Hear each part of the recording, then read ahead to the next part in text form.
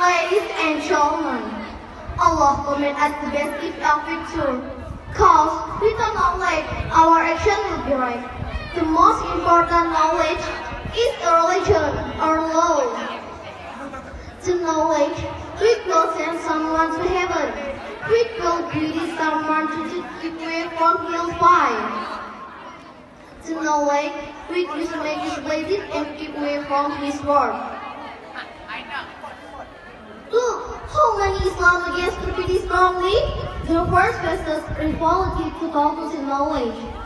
Allah says, read in the name of your pretty man of your God. Read in the name of your most beautiful one. Should by the way, should man what he needs.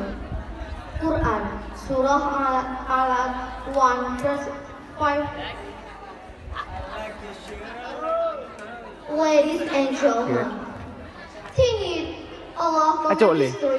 Reading is way to get knowledge. By reading we are able to spread, to get a lot of knowledge. So, from the first moment, Islam is the religion of commitment against stupidity. Islam is anti-stupidity. But now, if the Armani Muslim who are full, it's not because of the